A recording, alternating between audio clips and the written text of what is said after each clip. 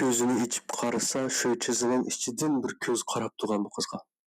Kechmi kirib qopti. Hamsa bugungi hikoyalarimizni boshlab ketaylik. Bugun davomli to'rtashlarning hikoyasi bilan o'rtoqlashamiz. Birinchi hikoyani so'zlab bergan adamimizning hikoyasi rostga qilsam, haqiqatan bir odam hayron qolgudek ishlarga. Endi cho'qim ba'zilar rostmi, yolg'onmi deb qilishi mumkin. Avval javobini berib o'tay. Bu faqat hikoya. Rostmi yolg'onmi deb ayirib o'tirishning, to'g'ri xatosini ayirib o'tirishning hojati yo'q. Aslida faqat hikoya deb anglab qo'ysanglar bo'ldi. Bo'ldi, boshlab ketaylik.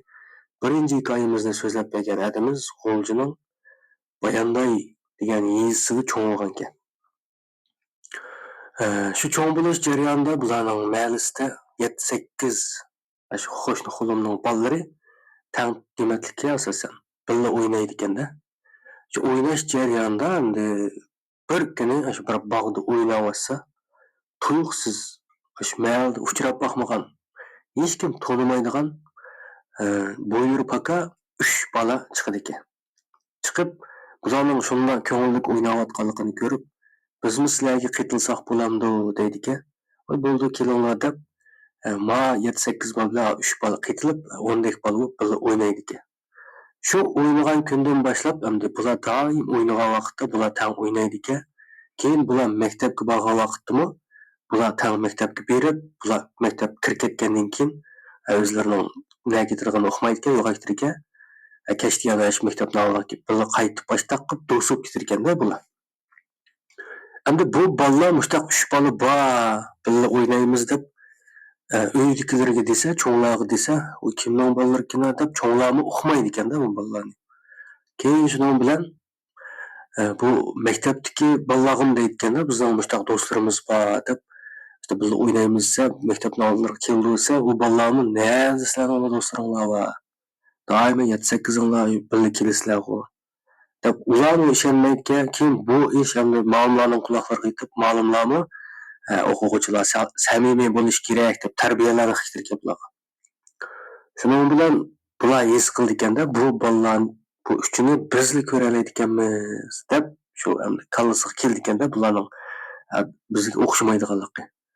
Shunda bir kuni bular bog'da o'ynayotganda shu bayandan shu chala sepillayotgan hozir yo'q ekan. Shu bir bog'da o'ynayotsa, shu birga o'ynaydigan 3 bolaning orasidagi birisi bugun bizning uyga boraylik deb taklif qildi ekanda.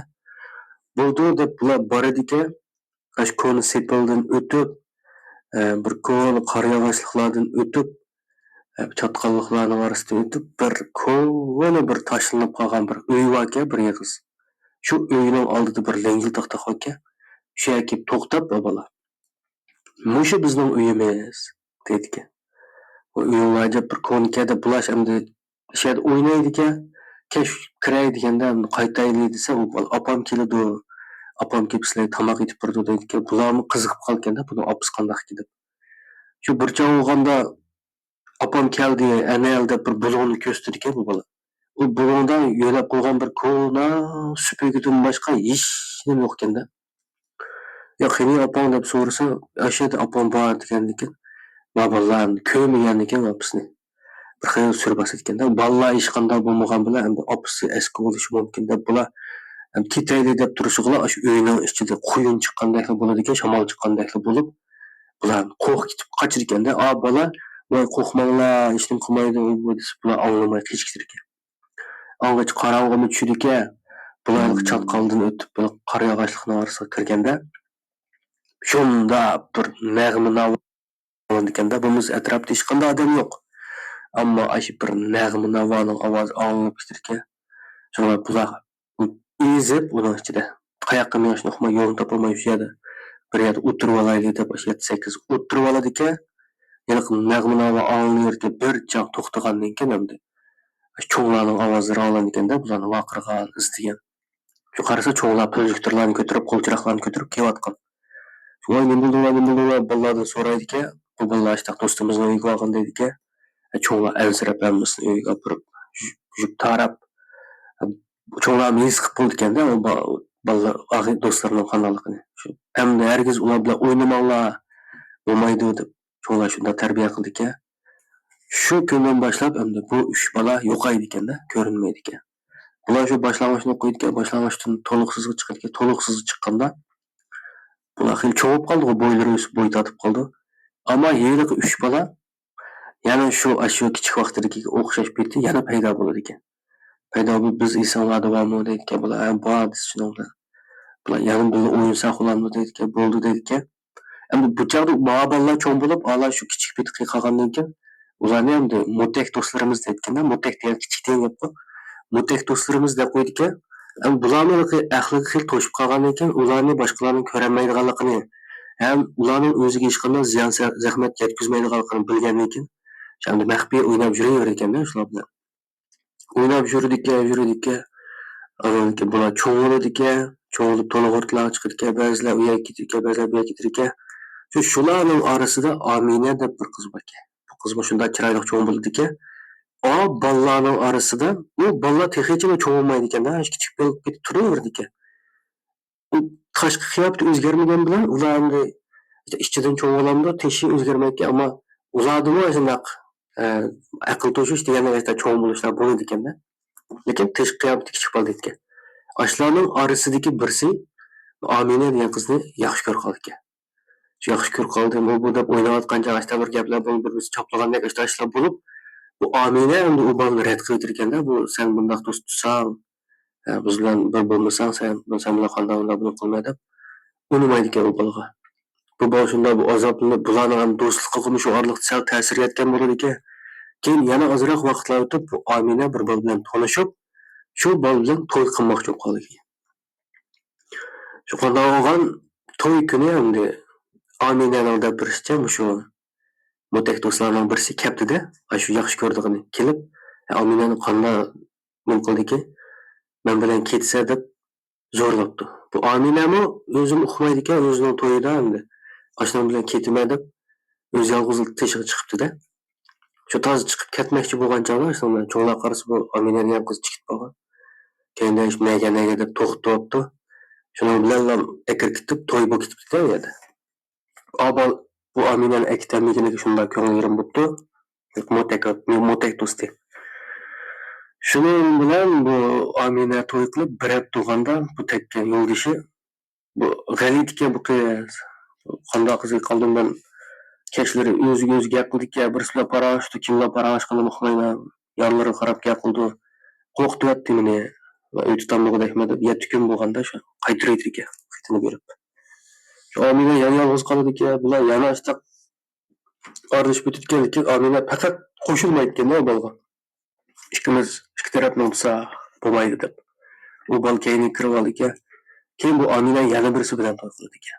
Yana bir bolaga tegdi ekan. U bol bilan uy tutib ketdi ekan, 3 bolalik bo'ldi ekan. Shu 3 bolalik bo'lgandan keyin bu mo'tak do'sti yana kelib oldi ekan. Kelib 3-chi bola meni shu bolani akasam bo'ldi, Amina sen bo'ldi, men uqmayman. Shu bolamni berib at dedi ekan. Bu Amina sen qanday sening bolang bo'ldi dedi ekan. U bir kichik bola ekan-da qaramoqqa. Shuning bilan bu ikki qizning orasida ixtilof paydo bo'lib, u bolani bermay turib olgandan keyin buni achchiq kelib, nima ish qildi ekan, shu Aminaning tili tutilib ketdi ekan. Gap qilolmasa ketdi ekan-da, hozirmi gap qilolmaydi ekan.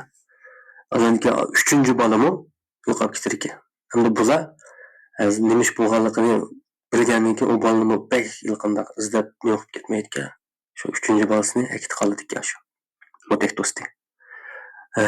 Misha ingicha so'zlabdi ekan bu hikoyani. Men shunda bir qiziqib, buni qanday shok ketdi bu deb oxirsida yana so'rab oldim ba'zi ishlarni.